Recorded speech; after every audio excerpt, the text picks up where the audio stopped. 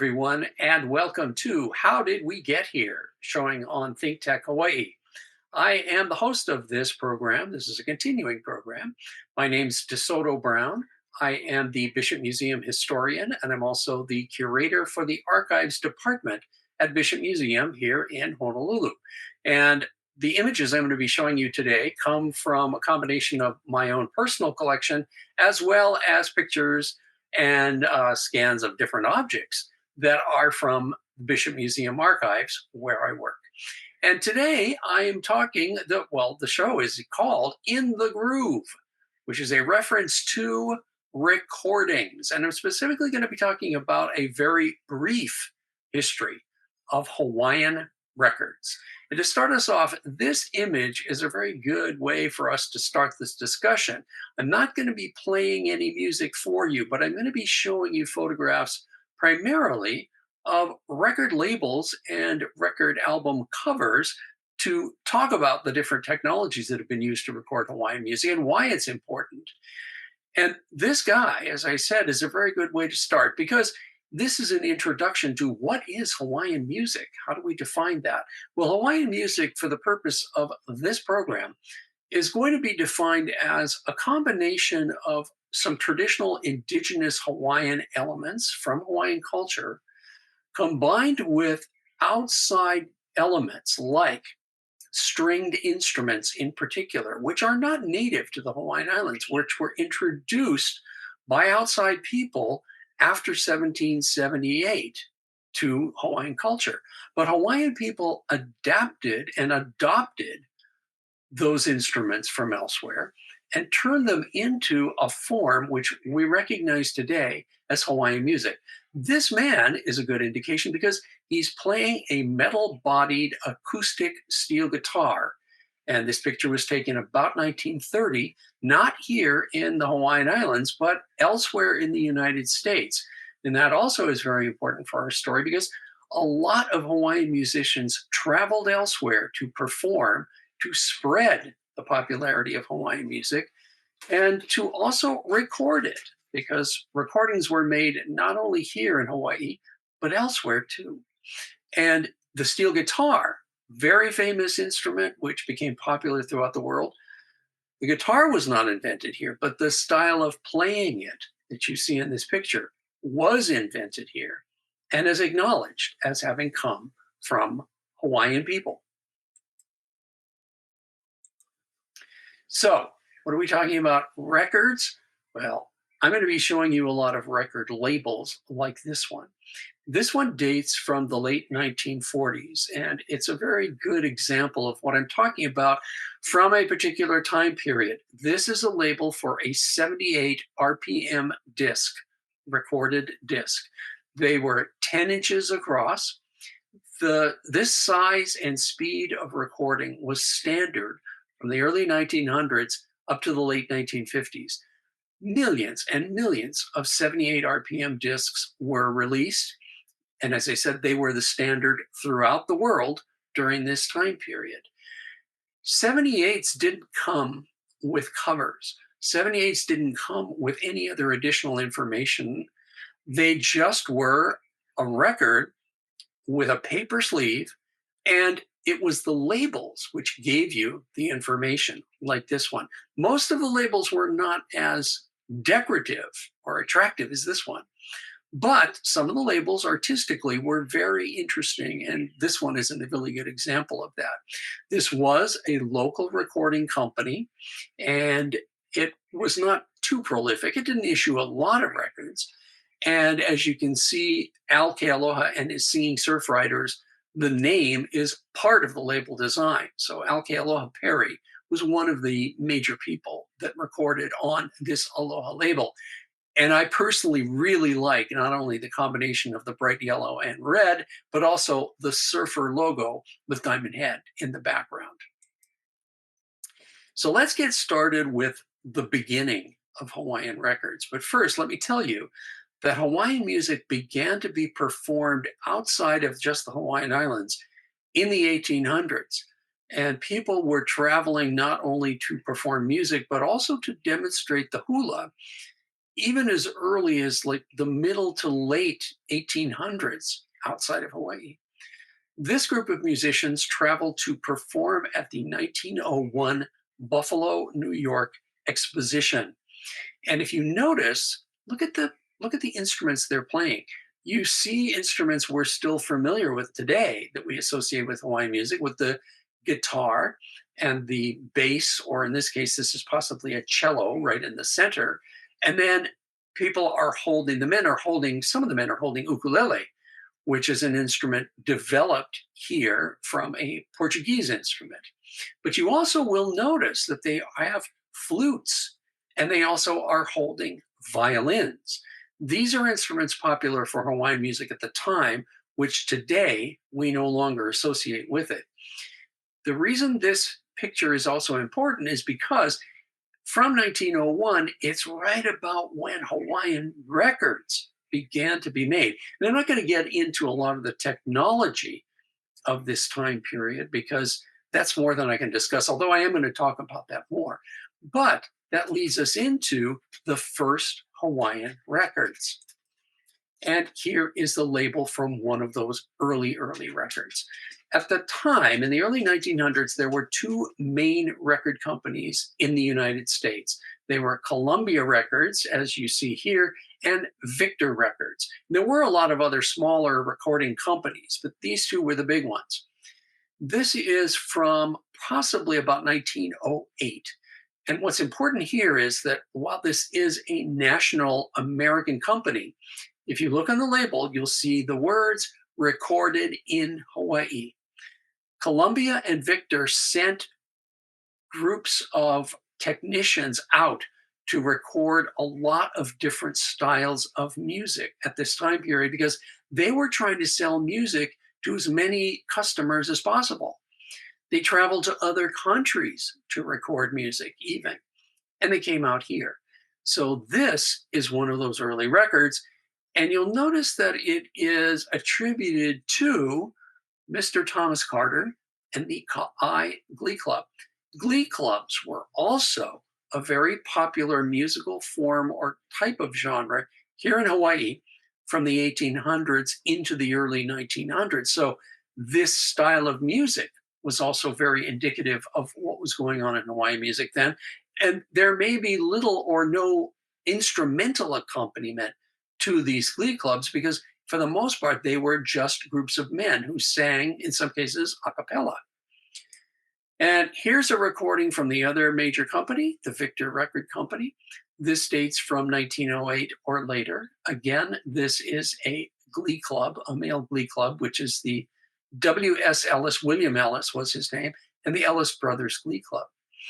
And this again, Victor did send groups out to record, but in this case, the Ellis Brothers recorded in the continental United States, not here in Hawaii.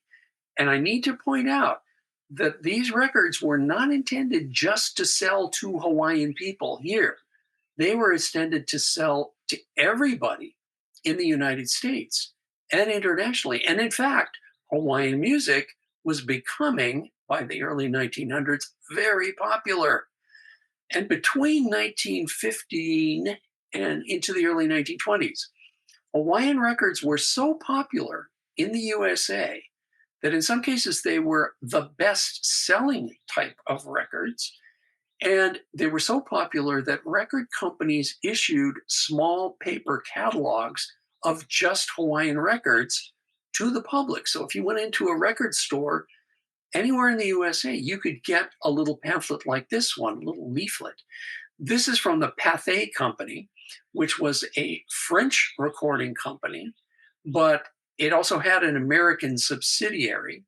And so those records were sold throughout the USA. And here is a specific Hawaiian records catalog. In the 1930s, as the Depression was affecting everything in the country and internationally, a new record company came on the scene that became extremely powerful and popular, and that was Decca Records. And here is a Decca record label. But the point of this is that after Decca became very popular in 1934, they also issued many Hawaiian records. And it was during this time that a tie-in between Hawaiian records and the Hollywood movie industry came into being, because in 1927, sound movies had become standard throughout the USA and again, eventually throughout the world. And as movies gained sound from being silent movies, they started to use music. And because Hollywood was fairly close to the Hawaiian Islands, and because people from Hollywood vacationed here, Hawaiian music began to appear in sound movies as well. And sometimes movie songs became that were from Hawaiian themed movies became really popular. And here's an example of that.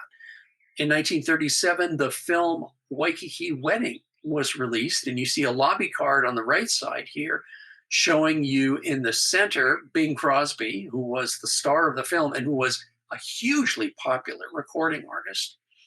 And on the left is the label for a song that appeared in that film, sung by Bing Crosby, called Sweet Leilani.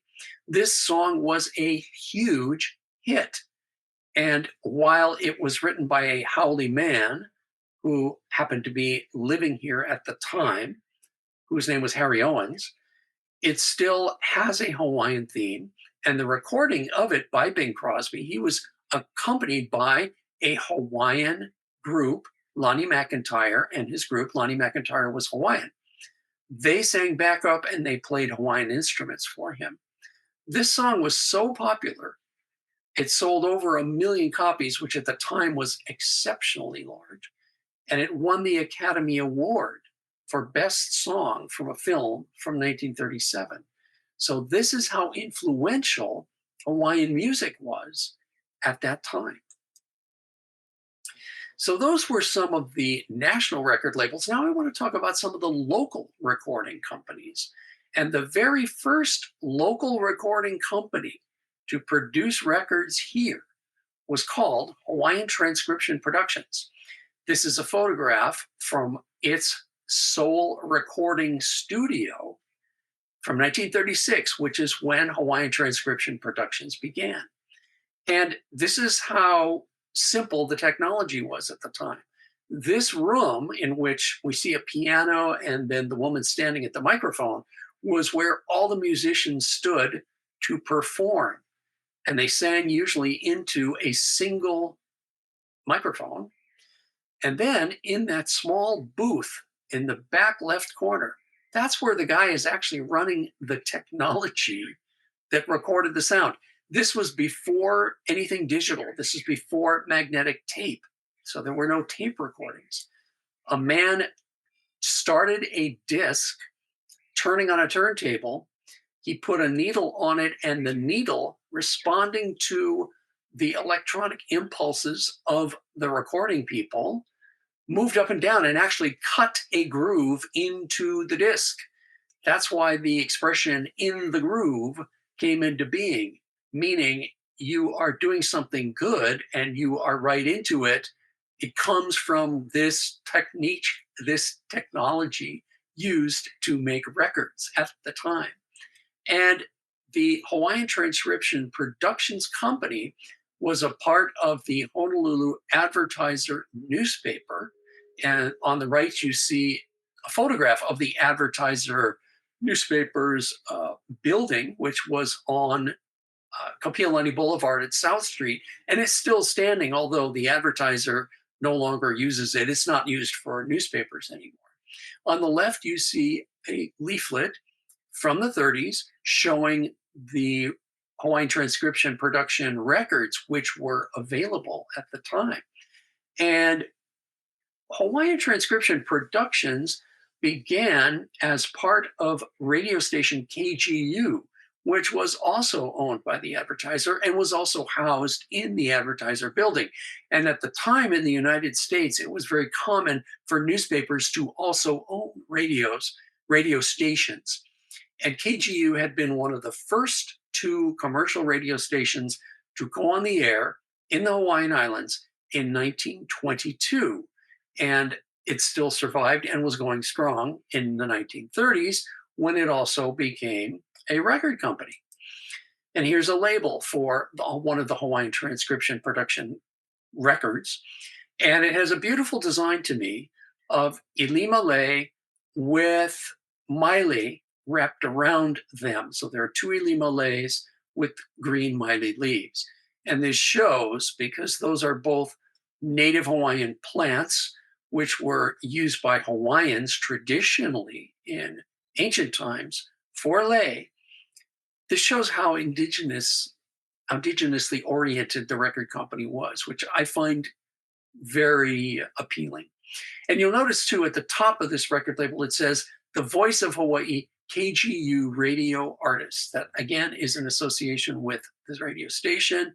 And at the bottom, you see advertiser publishing company recorded in Hawaii. So this is Hawaii's first record company, which seems to have been in business only for perhaps 4 or 5 years. But the records themselves, or the recordings, some of which were released later, again on different record labels in the 1940s and 50s. So the music lived on, even if the company was no longer producing actively records.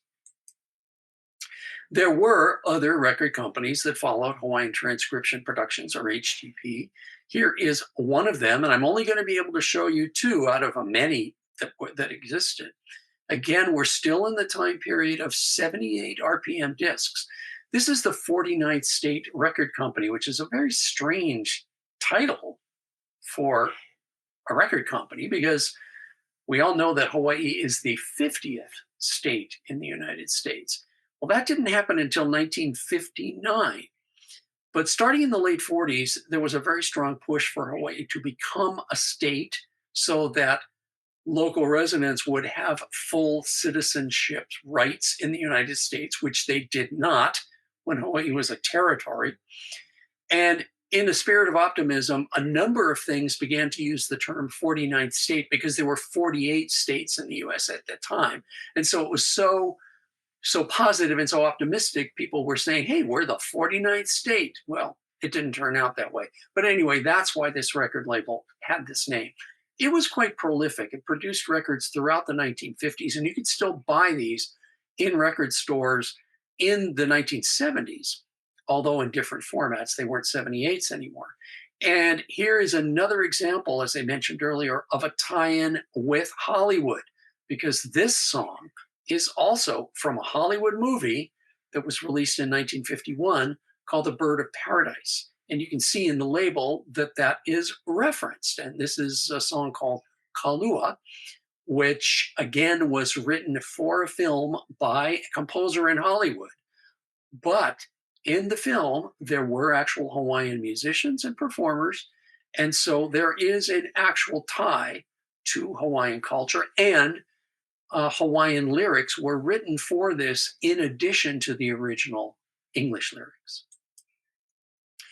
Many other record companies came and went during this time period. And here's an example of one of them, the Turnout Record Company. They only issued 5 records in 1953. And this is the 5th of those records. And it has a very striking label, but I'm showing it to you to again point out that not every record company was a major success, even the local ones. 49th State and Bell Records also issued hundreds of recordings, but many others issued just a few, in some cases, just one. A major technological change came along in the recording industry in the late 1940s. And this is an example of what I'm talking about. And I'm just about to get into a bigger discussion about that. But the major thing to point out here is one of those new formats, which was the long playing record, was issued for the first time in its own sleeve.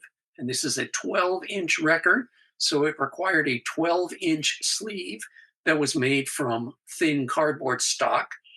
And that meant for the first time that a record was accompanied not only by printed or written information, usually printed on the back of the cover, but the front cover was colorful, it was eye-catching, it was supposed to attract your attention because Those who are old enough, like me, will remember going to a record store and flipping through these 12-inch LPs, and all of those covers wanted to attract your attention. So they had colorful covers, and they had photographs, and they had artwork, again, to attract your attention.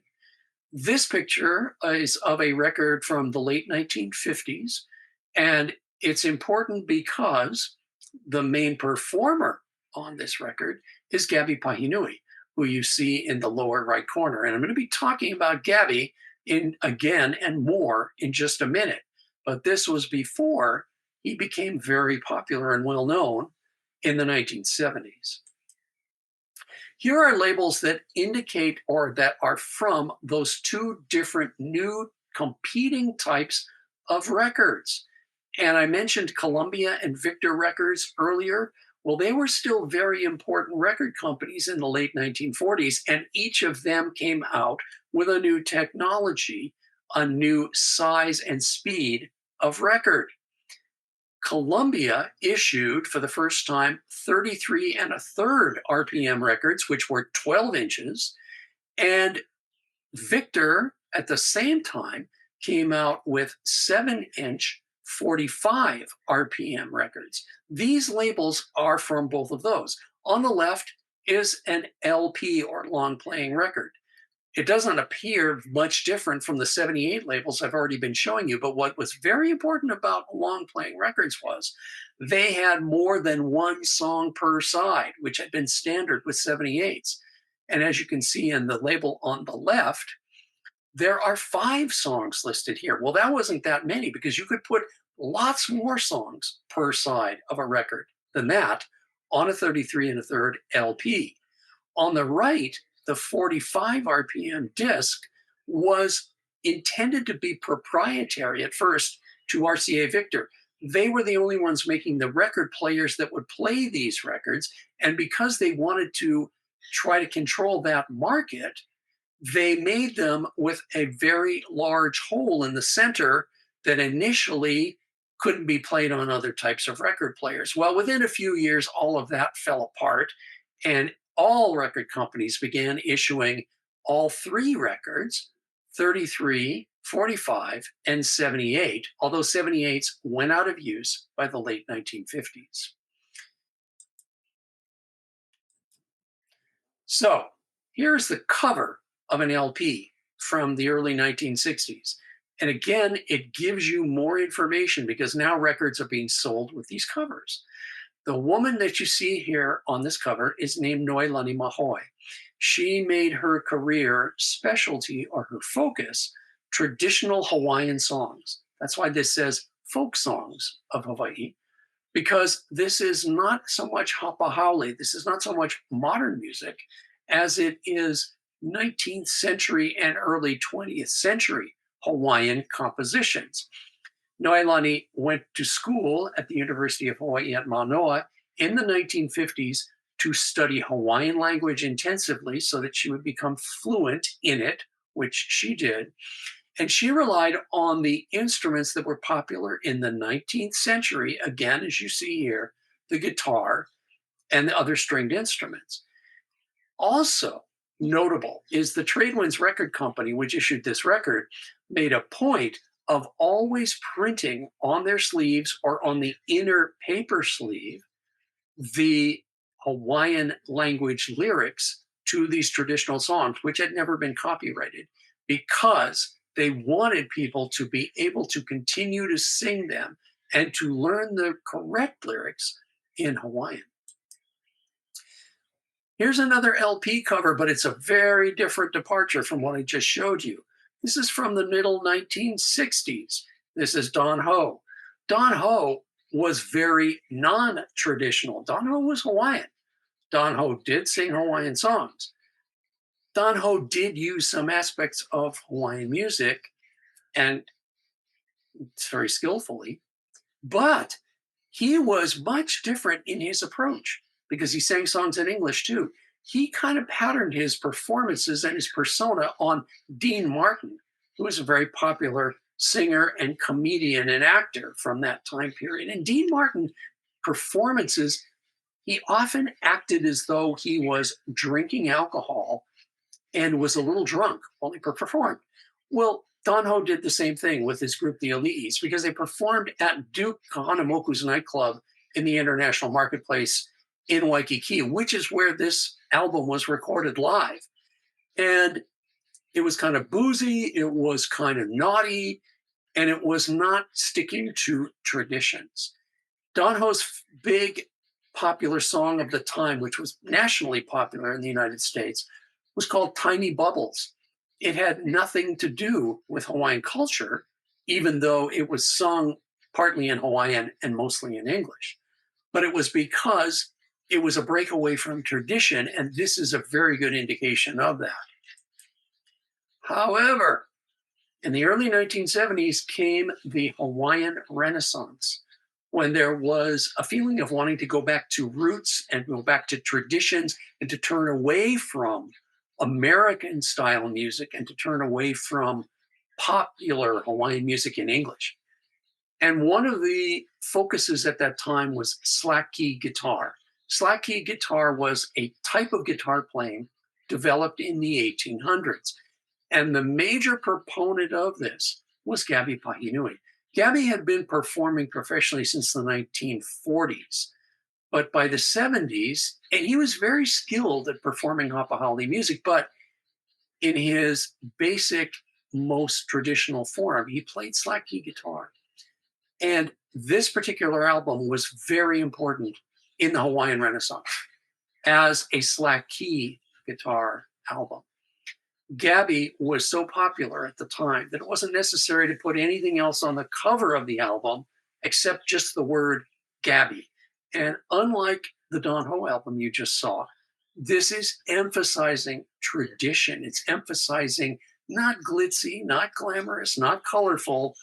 These brown sepia tones and just Gabi's name are an indication of the type of music which lots of people turned to at that time as being a tradition, as a return to Hawaiian traditions and a pride in Hawaiian traditions.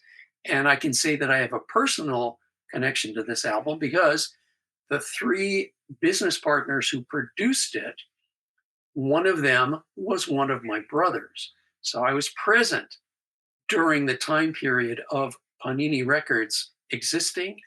I was present listening to Gabi and the others that he worked with rehearsing, and I was on the sidelines watching this happen. So this is very deeply meaningful to me personally too. Panini Records also produced records by other local artists, and one of the groups that they also recorded was the Sunday Manoa. The Sunday Manoa at this point consisted of Robert and Roland Casimiro, the Casimiro brothers, who were very well known after this, and Peter Moon.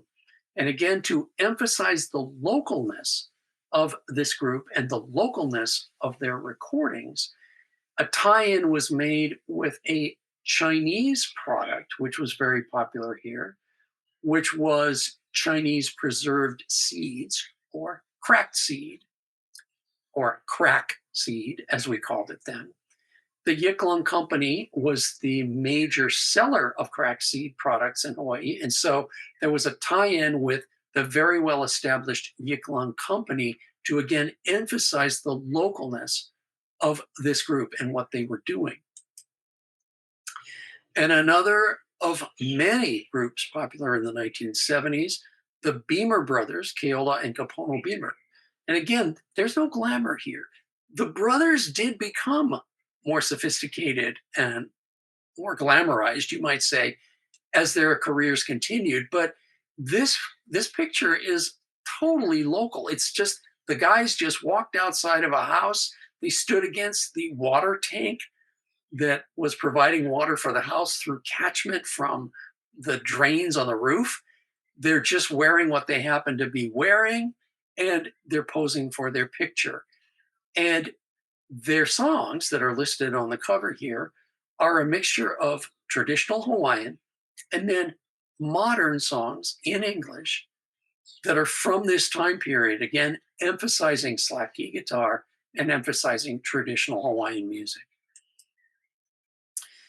And also a very important group, but from later on, the Makaha sons of Niihau. And their name emphasizes that they're from Makaha on Oahu, as does this photograph taken on the beach at Makaha on the west side of Oahu, but also that they have family ties to the island of Niihau, emphasizing their Hawaiianness and emphasizing their connection to the Hawaiian language, which is still spoken on Niihau, of course. And seated on the left is one of the Kamakawiwa Ole brothers, Israel. Israel continued his career after this group was no longer functioning. And he takes us up to a more recent time period because his recording of yet another song from a Hollywood movie became incredibly popular throughout the world in the early 2000s. And that, of course, is the song Over the Rainbow, which comes from the 1939 Hollywood film The Wizard of Oz. It is not a Hawaiian song. Iz's recording of it is only in English. But I don't think anybody would argue that it's not a Hawaiian record, even though its roots are not here and even though it's not sung in Hawaiian. It is sung by Israel, by himself, accompanying himself just on the ukulele. And it is so haunting and it is so emotional that it touched people all over the world. It is considered a classic now. And the reason so many people know it all over the world is because it was recorded. Because Israel decided to record it very late one night, called and said, I'm coming into the studio, and just performed it. And it turned out to be this magnificent piece of Hawaiian music. Well, today, we no longer have to rely on records to get our music. We no longer go to record stores to buy records, and we no longer have to possess records. We do all that digitally now. But we are ending with this particular record label from the early 1920s because it's graphically interesting, but also it's a recording of Aloha Oi, which is the most famous Hawaiian song in the world. At least it used to be throughout the 20th century, composed by Queen Liliuokalani. But the Hawaiian records of the past are historic relics. They are very, very important for the music that they carry. They are important for the information that they carry on the printed material that accompanies them, and for the graphics that they use to attract attention and get across to people who wanted to play them what was on them, and to make them know, in some cases, that what they were wanting to listen to was Hawaiian music. Fortunately, there are several large collections now of commercial Hawaiian records in local institutions so that these have been preserved and they are continuing to be preserved for their historical power and relevance and as part of the history that we do not want to forget. Thank you all for joining me here on my program, which is called How Did We Get Here? This was called In the Groove, A Brief History of Hawaiian Records. I'm DeSoto Brown. I hope you will join me again in the future here on ThinkTech Hawaii's programs. And until I see you again, aloha, everyone.